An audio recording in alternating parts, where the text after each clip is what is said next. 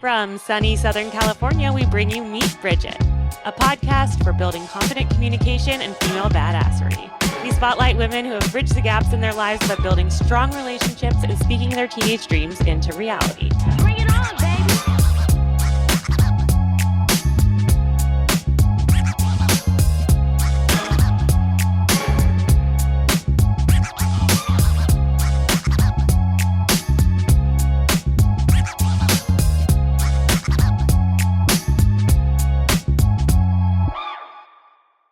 All right, ladies, let's play ball.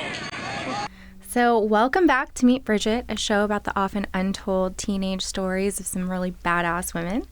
I am Kashia Rosenberg, the COO and co-host of the Meet Bridget podcast, and I have here with me our CEO and founder, Asha Gabriel.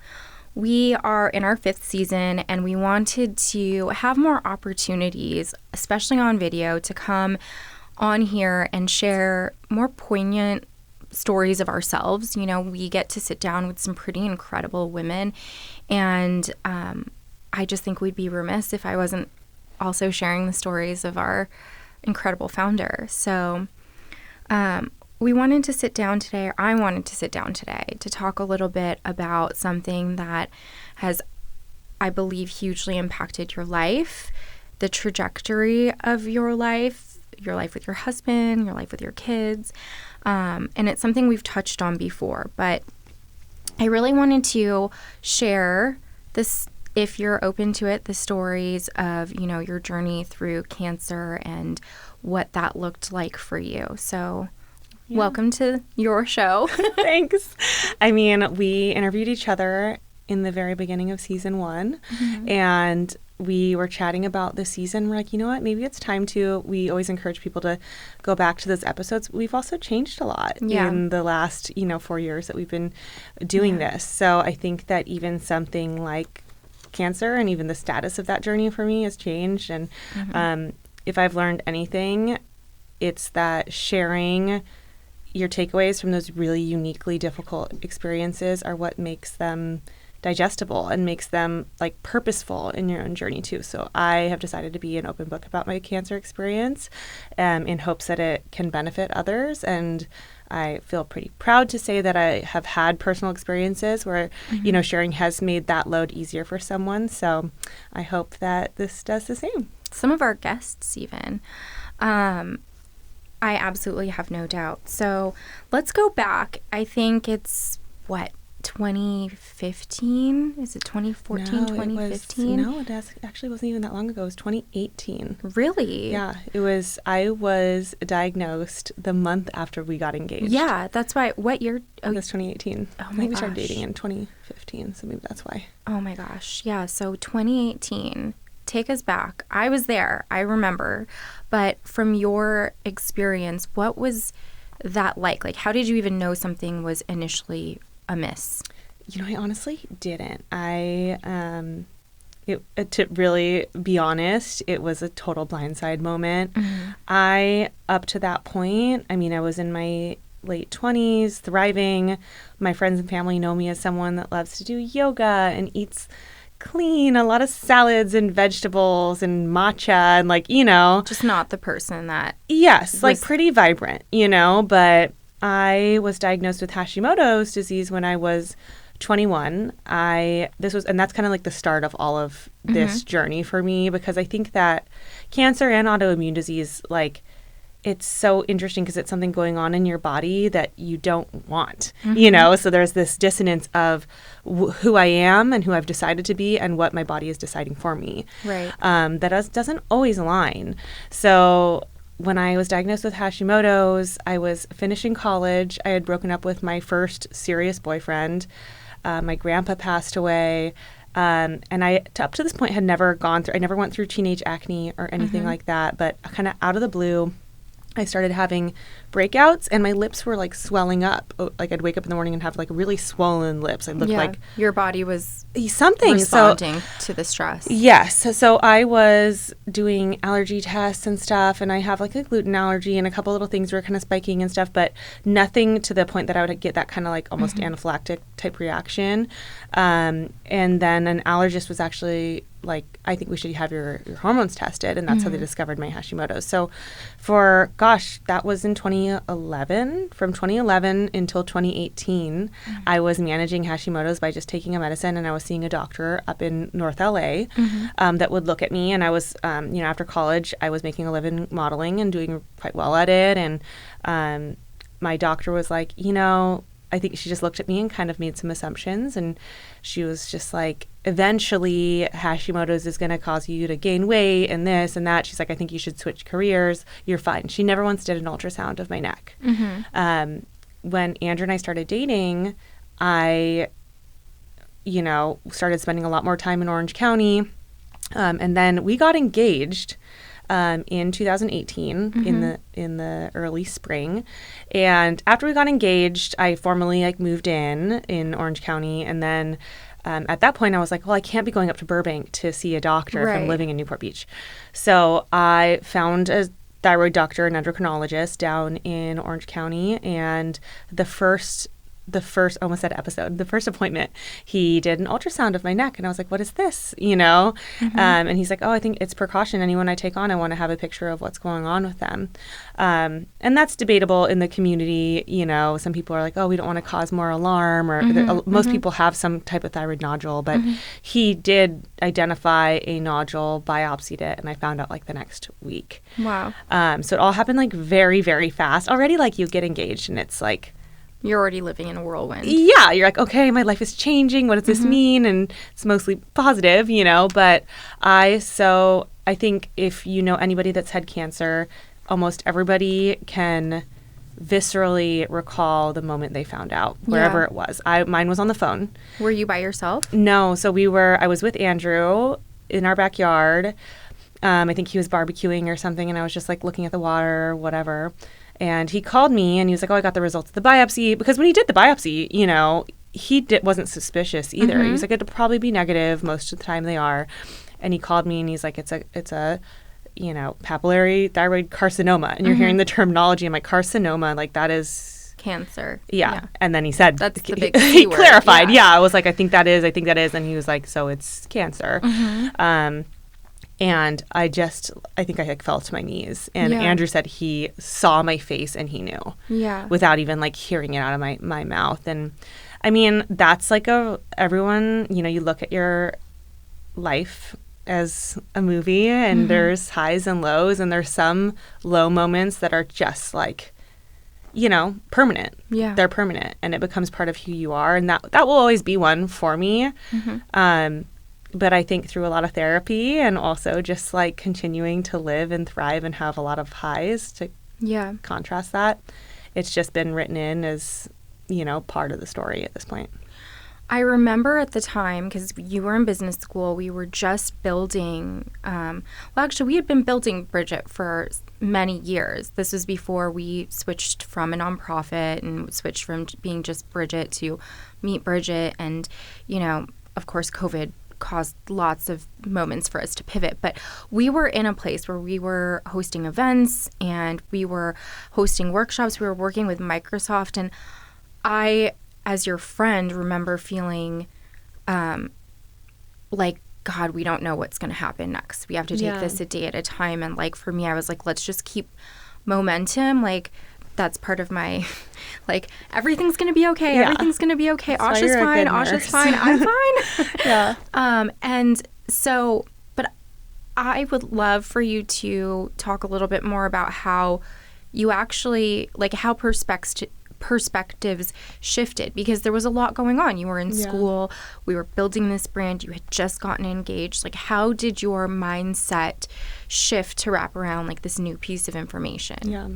I mean, to be honest, it was not complete. The mindset shift was happening in all different, you go through every emotion, where I think that sometimes when you're faced with information like that, that's so unexpected, you have one doomsday voice in your head that's oh my gosh, this is what's happening to me, it's going to be the worst. And then you have also an irrationally positive voice in your head that's I can do anything and I'm going to be fine. And you're just hearing all these different scenarios and voices in your head and just trying to filter through all right, what is my reality? Because now I don't feel connected to that. But then you're also like, what do I need to do? And I think that the action is what got me through it. At the time, it's like you process after you go through something traumatic or unexpected like that, you process it later and you can contextualize it and make something of it. But when you're in the middle of it, it's really just like the action. What's the next thing that I need to do? And I will say that between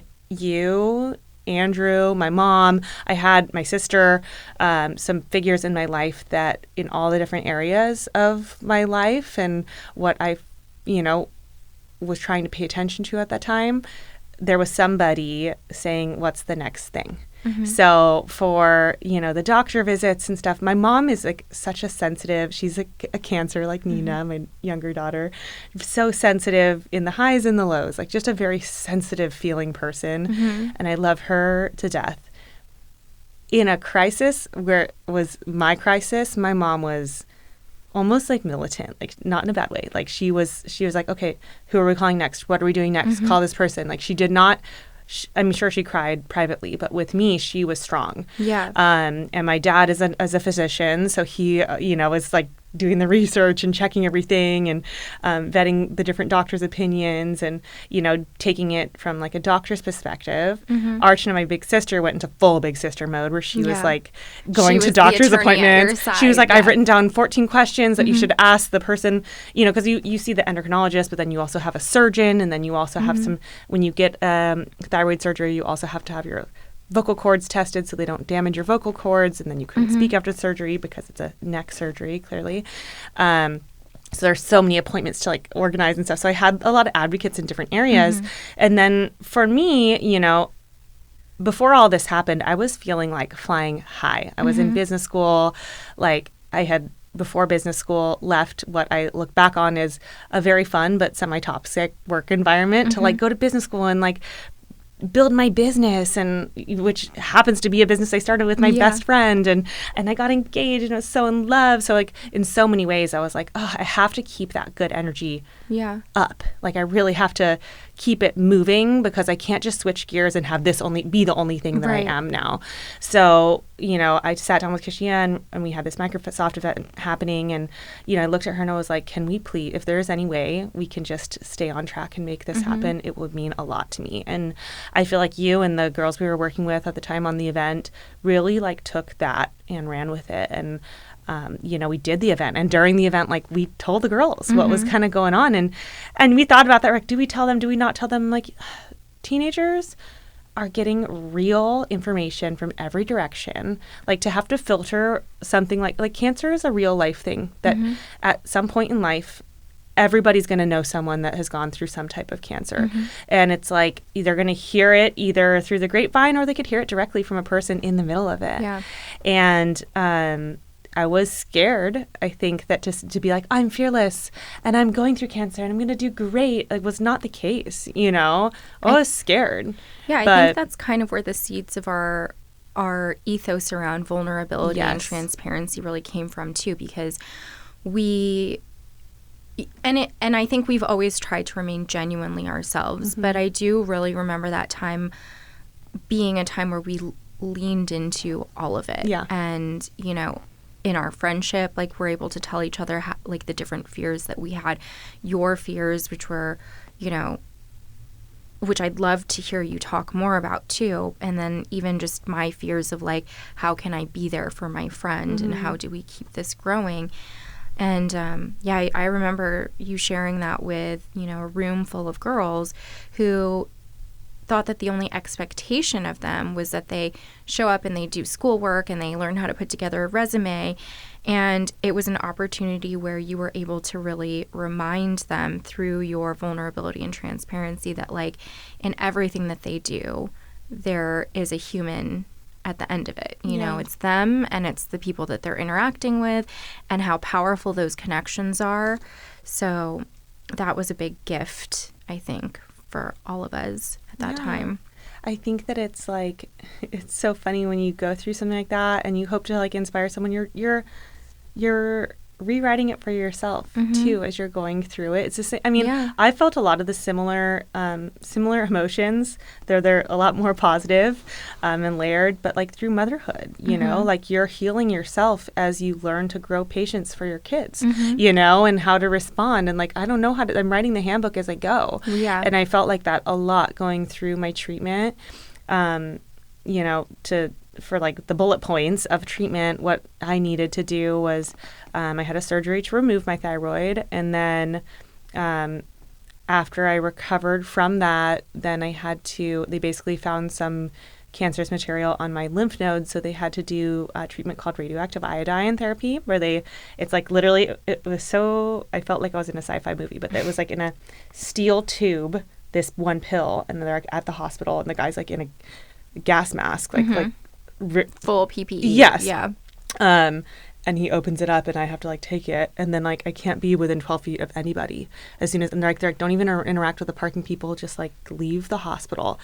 And I'm like, so what? And then I remember planning for this, and I was like, is there like a radioactive iodine hotel you can go to or something? And they're like, no, because who could staff that? Yeah. So basically, like when you take something like that and you're in that, your body becomes radioactive, and then someone interacting with you on a close level would be exposed to radiation. So that was honestly much harder for me than like the surgery itself, because what it meant was like for 2 weeks I couldn't be within like 12 feet of anyone. I couldn't share any dishes or a bathroom or clothes or anything. So I like bought all these clothes on Amazon and sheets and a bunch of like notepads and stuff, so I could kind of just like draw and write and watch movies in our guest room. And I did yoga in our courtyard, just by myself. And all the things that I touched, I like had to gather up and like let them decay with their radioactive half-life, like in our courtyard before we even threw them away.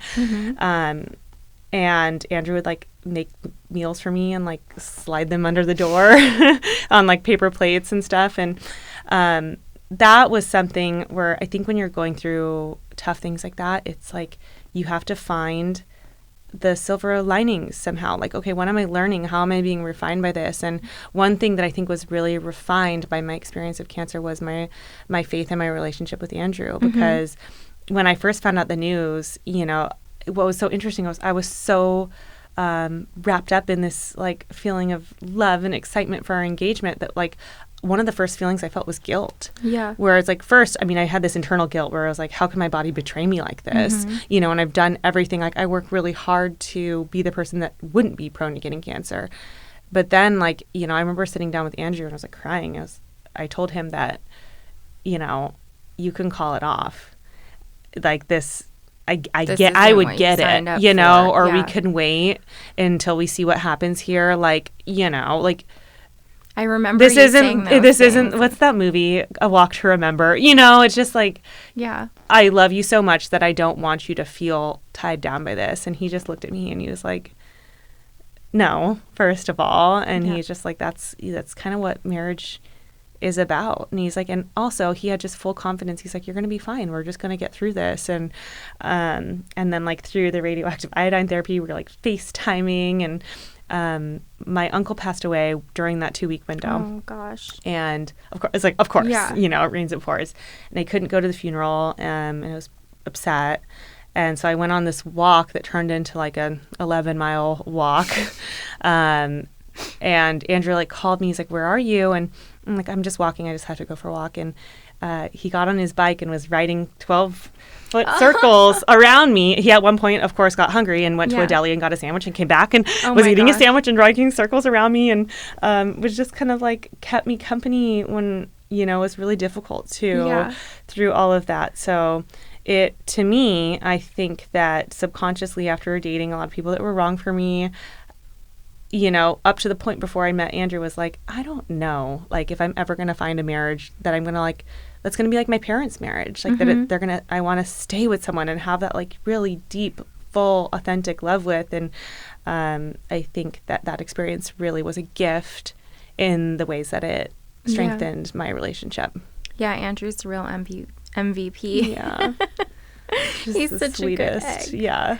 What are some common misunderstandings or misconceptions about thyroid cancer and about your journey? Like, have you experienced any that you and clear the air on? I think with everything, cancer is, because there is no full cure, like there are treatments, but there's no cure for cancer, and people don't know. We know things that do cause cancer or contribute to cancer, but we don't know enough to be like categorically like, this is what you did that made you get the cancer. Have I thought through my mind, like, a million times, like, oh, was it because I switched dental insurance several times and I had too many x-rays and they didn't have the things that covered your thyroid and that's what gave me cancer? Or was I on too many planes in my 20s when I was modeling and maybe I was sensitive to planes, or maybe I have, who knows, or I had too much red 40 or whatever it was. Like in my childhood, there's so many different paths you can go down. And I think that while it's tempting to want to like tie it to something so it doesn't do anything for you because it's in the past. But it also just like, it's impossible. So I think I took myself down that path, but I've also like experienced a few people, and it's not always directly aimed at me, but I've heard people talk about cancer like it's if you allow your mind to be negative, it's cancer causing, that it's like disease comes from the lack of ease in the mind and stuff. Like you're basically like, it's your fault that you created the cancer in your body. And I think that stress is like a really damaging thing, and it does have consequences, and who knows, some cocktail of something led me to experience cancer. But I just I would say that from the perspective of someone that's been through it and has worked really hard to move through it, that those opinions are borderline damaging, Not like they're helpful, not, they're definitely, they're not helpful, I think is the right way to do, even though they're intended to be like preventative and knowledgeful and stuff. It's like, you're not using quantified data to like back that perspective up. You don't have like studies where it's like, oh, and then this person had a good mindset and they didn't get cancer and their exact twin did get cancer. We don't have that kind of study. So I think that was definitely a misconception or a reaction to the cancer discussion that has not been helpful for me. Yeah. What advice would you give to somebody who was either just finding out that they had the same diagnosis, and then to follow that up, how would you advise someone who is supporting somebody through this?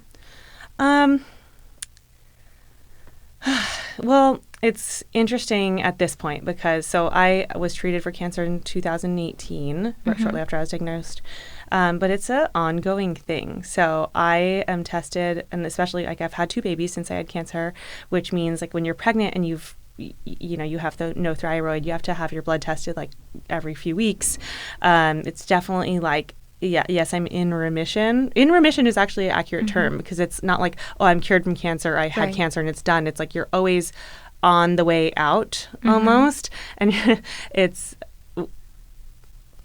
like an ongoing thing. Even right now, next week, to be totally candid, I'm getting a PET CT scan because my labs are looking kind of funny. And they gotta just we're always double checking because the risk for something reoccurring is always higher, So I think that for someone that's either going through the very beginning of it or has been through it and is like, how do I, I remember when I was first diagnosed, I was like, I'm not going to make this the only thing that I'm known for. And then for a little while, I was like, I'm not even going to talk about it at all. And now I feel like I do talk about it quite a bit because it does, of all the things that I've experienced, like that was a big shift. Just like motherhood, marriage, like a lot of these things were big shifts that formed the person I am, and cancer is one of those things now. So I think that just like embracing it with some level of neutrality and just being like, well, this is my normal. Like, I got to get blood work every 3 weeks, not like, like it sucks that I have to do this and why do I have to? Because you can get really into a dark place when you're like, why me? Why this? And questioning everything. I think just sort of being like, well, of all things, like, is this going to break me right now? Am I broken by this thing? And I'm not. And I think that that's something to be grateful for. Yeah.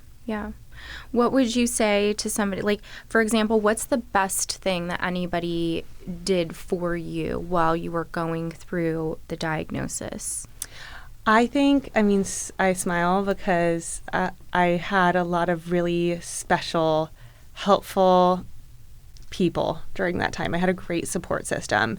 And, the obvious ones are like my family members, my husband to be, my best friends, like reaching out. And, you know, with us, it was like keeping something on the track that was important to me, you know, where it's like you're going through something like that, you get taken away, like everything else becomes sidelined. It's like, okay, no, you're getting surgery next week. You're not going to going to be able to do everything that you're planning to do next week.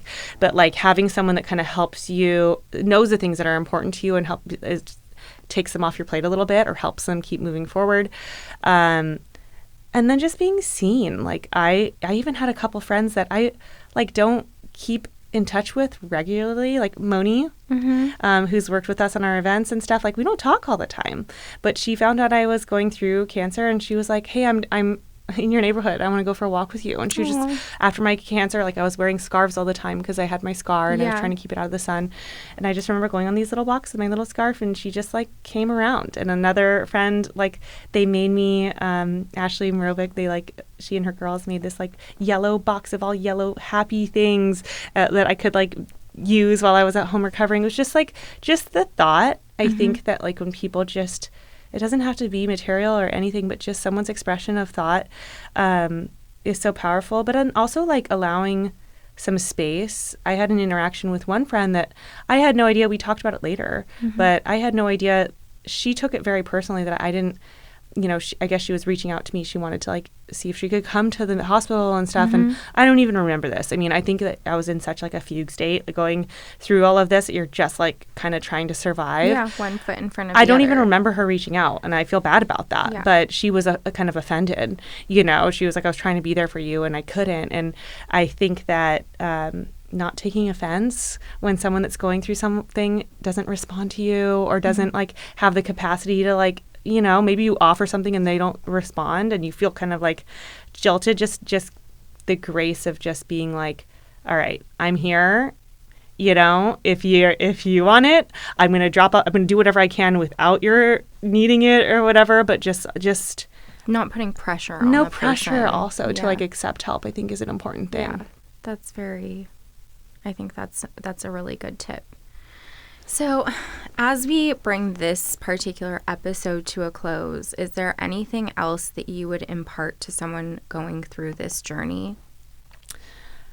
I think, so I've been really public about this experience because it's been solely mine, you know, and I have like the decision to share it. But I think that as we get older, you know, whether it's your own journey or you have a friend going through something like that, it's difficult. Like whether you have a parent or a child or somebody in your world that it's like, I get to share it because it's mine. But like realizing that almost everybody either is going through something of their own that they're not okay with sharing yet, or they have a loved one where it's not really their choice to share it, but they're feeling it and living it. You know, I think that my biggest takeaway from all of this is just to know that everybody is fighting a battle that you just don't know the full picture of. You know, that to assume that anyone's life is perfect is leaving out a lot of the story. You know, it's not just to say that it's like you should walk around and think that everyone's miserable, which isn't the case.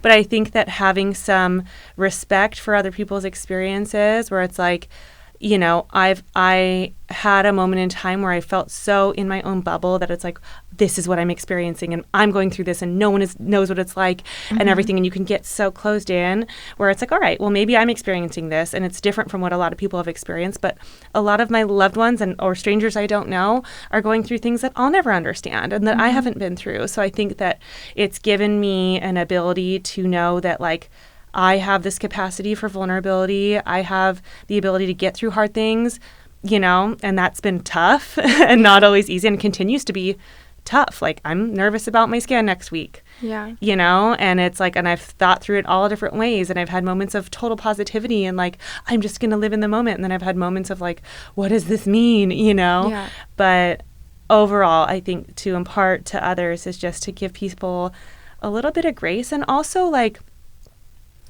don't expect that other people won't understand, you know, because even if they haven't been through the exact thing that you're experiencing right now, there's something like, there's always something that you can connect to in any person. It doesn't matter where they're from or what they've been through. Like, we all have these core feelings and experiences that shape us, and there's always something you can connect with in another person through your difficult experiences. I love and that. Your happy ones.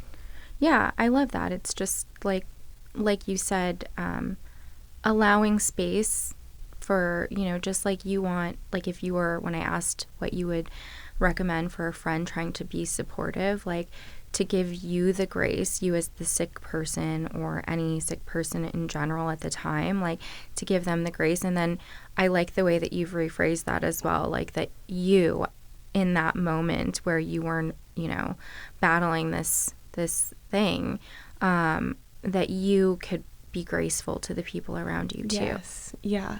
Because I think that when you can shift that like me against the world mentality to just sort of like, oh man, I'm going through something hard, and I know plenty of people around me are going through hard things, whether it's public or private, and like I'm okay right now, and when someone offers to help me, like it's okay for me to say yes. Yeah. And if it's not right for me, it's also okay for me to say no. And that it's just like having a little bit more grace with yourself then translates, I think, to having more grace with the way the world around you is operating. And also, like, your health is your wealth. It truly is. Like, when something with your health changes, like, everything else takes a back seat. And that's not to say, I feel like people say that as like as a motivational thing, like, take care of your health. So, like, it doesn't ever, like, stop you up. Like, no, sometimes it's just going to stop you up. And it's just one of those things that when you're feeling good, be so grateful for it. The fact that you can, and I'm like, even with my cancer, like, okay, I had thyroid cancer. It sucked. But like, I didn't have to go through chemo, like I'm like not having several treatments. I had one treatment, and, there's maybe risk of it. But there's always something that like I didn't have to go through. And, I think just being grateful for the things that are going right. Yeah. And appreciating, like, I've always, you don't have to be religious to believe this, but I've just always believed that God gives his toughest, struggles to his strongest warriors, and that whatever difficult thing you're going through, the strength in your mind will come from the idea that you're being shaped through it, that something is being refined in you, and, the resilience that you're building in that moment is going to be a tool for you or someone else you affect later on. Yeah, I love that so much. Well, thank you so much for spending the time to share this really vulnerable piece of your journey thus far. I mean, I got to experience portions of this with you, and, that doesn't leave me, as I'm sure it doesn't leave anyone that's around you. And it's a gift that you're here to share this mission and to share your learnings, and one day at a time. Love you. Love you so much. So I hope we're going to switch it over and a deep dive into a special topic with Quiche also. So let us know if you guys like these kinds of episodes. Comment, maybe share something that you went through that has had a similar impact on you, or someone that you love. We love this whole point of what we're doing here is to create community and make the realness feel a little lighter by sharing the load. So we'll see you next week. See you next time. And that's our show. If you liked what you heard today, please like, subscribe to, follow, and share Meet Bridget with your circle. The best way to help our work here is to rate and review our podcast. We're listening and constantly working to build something helpful for you. Catch you next time.